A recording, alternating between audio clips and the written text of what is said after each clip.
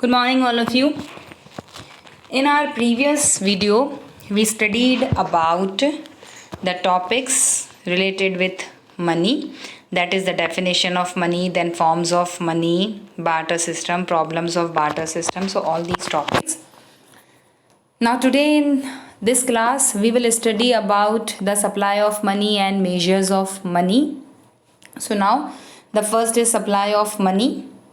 Supply of money is a stock concept. It refers to the total stock of money held by the public of a country at a point of time. So as you all know, stock means point of time. Stock को हम represent करते हैं point of time से relate करते हैं, that is point of time concept. And in supply of money is a stock concept. Why it is a stock concept? Because supply of money में केवल ये काउंट किया जाता है कि एट ए टाइम लोगों की जेब में कितना पैसा है. Total stock held by the public of a country. इसमें सिर्फ पब्लिक ऑफ कंट्री को ही इंक्लूड किया जाता है सप्लाई ऑफ मनी में. ओके, तो ये देखा जाता है कि एट अ टाइम लोगों की जेब में कितना पैसा है, लोगों के पास कितना पैसा at a point of time. Supply of money does not include, ये याद रखो, supply of money does not include stock of money held by the government and stock of money held by the banking system. इन दोनों को हम इसमें include नहीं करते. Why? Because they are the suppliers of money. यही हैं जो मनी सप्लाई करते हैं. Who supplies money? So the government of India and the banking system, they supply money. So that's why they are the suppliers of money. इसीलिए उनको कभी भी money supply में इंक्लूड नहीं करते हैं. Money supply, the stock of money held by the suppliers of money is never treated. क्योंकि वो खुद ही तो सप्लाई करते हैं मनी को, तो उनके पास तो डेफिनेट सी बात है पैसा होगा ही होगा if they are the suppliers of money. तो इसीलिए मनी सप्लाई में इनको इंक्लूड नहीं किया जाता. सो मनी सप्लाई में only it refers to the total stock of money held by the public, के लोगों के पास कितना पैसा है उन्हीं को इंक्लूड किया जाता है. सो who are the producers of money? कौन? who are the suppliers of money? that is the government of country and the banking system. banking system में commercial bank and central banks both are included. commercial banks and central bank both are included, and the central bank is Reserve Bank of India. okay, so both are included in suppliers of money. okay, now the next is measures of money supply. measures of money supply, कि money supply का measurement कैसे किया जाता है, that means measurement or measures.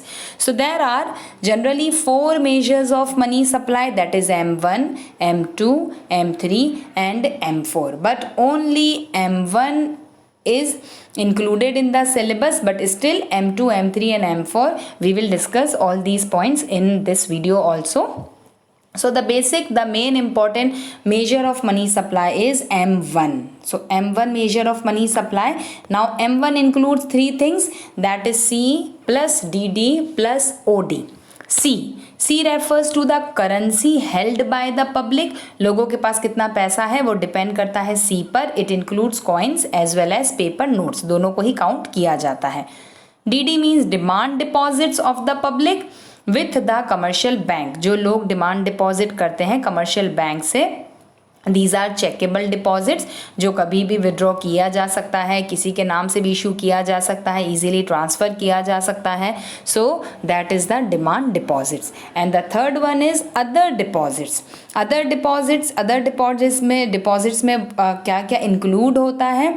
So other deposits like include demand deposit with RBI of public financial institutions.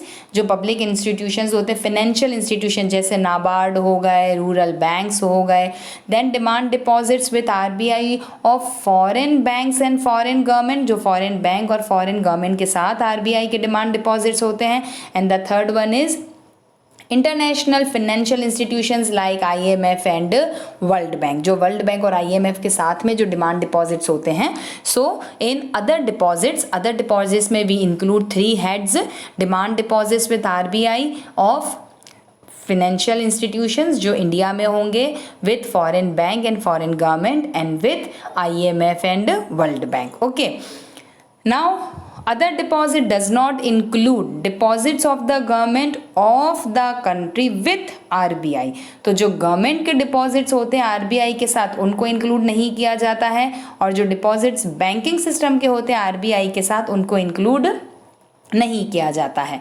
तो इन दोनों को हम इंक्लूड नहीं करते हैं. अदरवाइज जो डिमांड डिपॉजिट्स RBI के हैं फाइनेंशियल इंस्टीट्यूशंस के साथ, फॉरेन बैंक के साथ, फॉरेन गवर्नमेंट के साथ, इंटरनेशनल फाइनेंशियल इंस्टीट्यूशंस के साथ, so we include all these deposits as other deposits. So that is M1. So M1 is the main measure of money supply, that is M1 equal to C plus DD plus OD. इन तीनों को हम include करते हैं for the calculation of M1. Okay, now the next is term deposit. What do you mean by term deposit? Term deposit is same as time deposit. term का मतलब होता है time, और उसी का अनदर इज फिक्स्ड डिपॉजिट, जो एक fixed time period के लिए डिपॉजिट करवाए जाते हैं बैंक में, that is known as term deposits. So term deposits are always for a specific period of time, like 3 months, like 6 months, like 1 year, so like 15 months. So for a particular period of time, so that are known as term deposit or time deposits. उनको term deposits और time deposits के नाम से हम कहते हैं. And these are not chequeable deposits, मतलब ये जो FDs होती हैं, जो टाइम डिपॉजिट्स होता है, हम उनको चेक से विड्रॉ नहीं कर सकते, because they are always for a specific period of time. तो जब उनका पीरियड ओवर हो जाता है, उनको बोलते हैं मैच्योरिटी.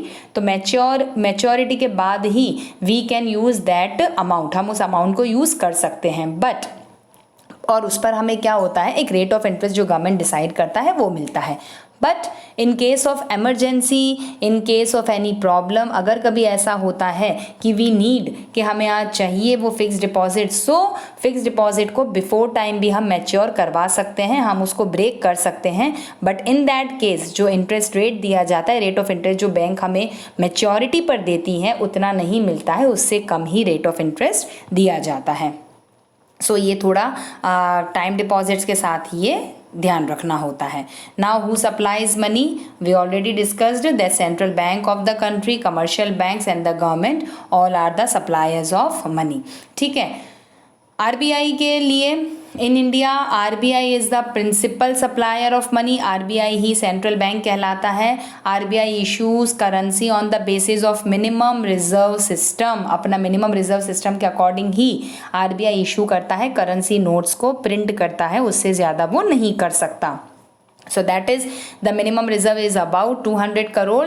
उस 200 करोड़ में से इट इज़ कंपल्सरी कि उस 200 करोड़ को गोल्ड और कैश दोनों में ही इंक्लूड किया जाता है. मतलब 200 करोड़ में कुछ पोर्शन को गोल्ड में रखा जाता है और कुछ पोर्शन को कैश में रिजर्व्स रखवाए जाते हैं. सो गोल्ड का रेशो कितना है, गोल्ड में 115 करोड़ के बराबर का गोल्ड का रिजर्व्स होता है, और जो बचा 85 करोड़, तो 85 करोड़ का जो रिजर्व होता है वो कैश की फॉर्म में रखा जाता है. सो दैट इज ये मिनिमम रिजर्व्स होते हैं.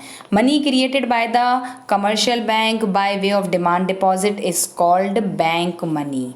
ठीक है. तो कौन करता है मनी क्रिएशन, कमर्शियल बैंक्स करते हैं money creation.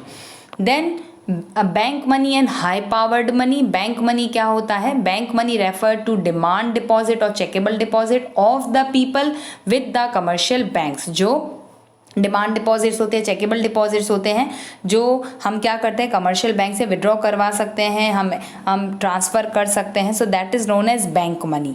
The next thing is high powered money. High powered money is the sum total of currency held by the public. जो हमारे पास पैसा होगा, vault cash of the commercial bank, जो commercial bank reserve रखता है, and cash reserves of the commercial bank with RBI.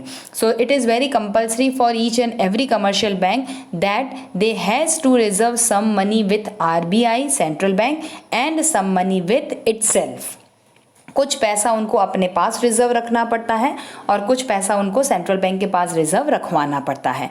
The amount that deposits with central bank, जो cash reserves है जो कमर्शियल बैंक सेंट्रल बैंक के पास deposit रखवाते हैं, that amount is known as CRR, cash reserves ratio. और जो amount commercial banks खुद अपने पास रखता है that is known as SLR, statutory liquidity ratio. तो उसको इस तरह से नाम दिए गए हैं and we will discuss this topic in our next unit. फिर हम बात कर रहे थे M1, M2, M3 और M4 की, that is measures of money supply. So we already discussed M1 equal to C plus DD plus OD। M1 में 3 measures को यूज़ किया जाता है।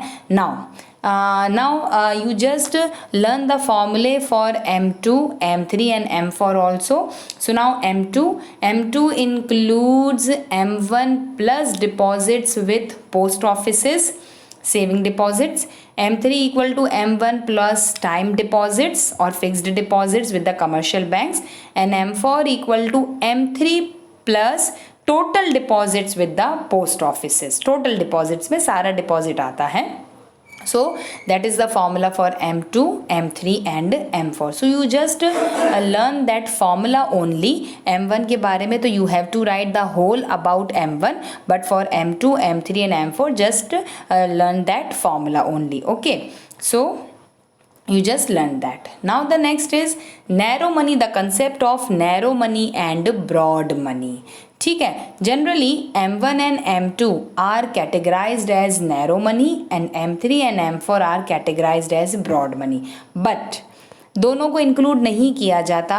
जनरली नैरो मनी में we include M1 and in broad money we include M3। Now what it means narrow money का मतलब ये होता है जो जल्दी से खर्च हो जाता है, जो हमारे पास टिकता नहीं है पैसा, जो बहुत जल्दी निकल जाता है, दैट इज M1 में हम क्या यूज़ करते, currency held by the public, जो लोगों के पास पैसा है, जो इजीली डिमांड डिपॉजिट के थ्रू हम पैसा निकाल देते हैं, चेक्स के थ्रू हम पैसा निकाल देते हैं और हम उसको कहीं पर भी यूज़ कर लेते हैं। So that is known as narrow money, जो फटाफट से स्पेंड हो जाता है, खर्च हो जाता है, that is known as narrow money. So M1 is categorized as narrow money, क्योंकि वो लोगों के पास पैसा, जैसे फॉर एग्जाम्पल मैं आज मार्केट में गई, and I have like 1,000 rupees with me only, ठीक है। देन जैसे ही मार्केट में गई, then I spend the whole 1,000 rupees for my shopping। अब मेरे जेब में कुछ भी पैसा नहीं बचा, तो ये प्रॉब्लम है। So that is narrow money, कि जितना लेकर गए हम सब खर्च हो जाता है। So that is known as narrow money.